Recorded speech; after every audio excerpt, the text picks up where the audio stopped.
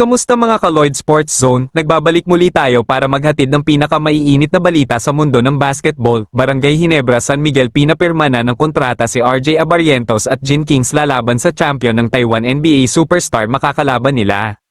Bago tayo magsimula mga ka-Lloyd Sports Zone, huwag kalimutang mag-subscribe at like para lagi kang updated sa mga latest upload natin.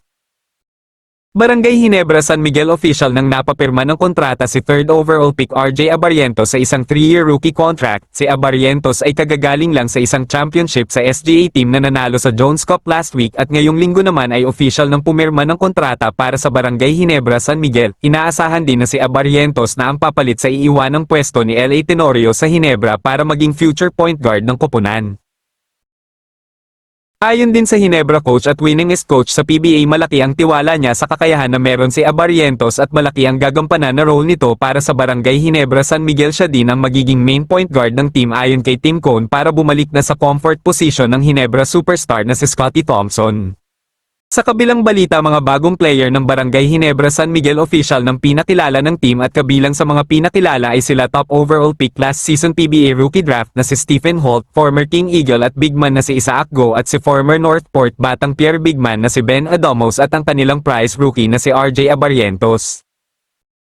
Si Holt at Go ay nakuha ng Ginebra sa isang blockbuster trade kapalitan ng Terraform Jeep para kay Christian Standhardinger at Stanley Pringle, at si Ben Adamos naman ay nakuha ng Ginebra kapalit si Sydney Onuber sa Northport Batang Pierre. Si RJ Abarrientos naman ay nakuha ng Ginebra para sa third overall pick sa katatapos lang na PBA rookie draft.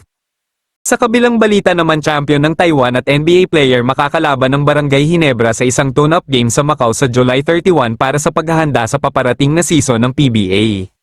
Ang New Taipei King ay ang nag-champion sa nakaraang season ng P1 League sa Taiwan at pinamumunuan sila ng ex-NBA player at superstar na si Jeremy Lin at ang kanyang kapatid na kakampi niya din. Siguradong maganda ang magiging laban ng Kings at ng Ginebra San Miguel dahil alam naman natin na kahit tune-up games lang ito, seryoso pa rin ang magiging laban ng dalawang koponan para na rin sa paghahanda sa kanya-kanyang liga. Ipaparada ulit ng Ginebra para sa paparating ng season ng PBA ang greatest of all time na import ng PBA na si Justin Brownlee para maging import ulit nila sa paparating na Governors Cup ng PBA.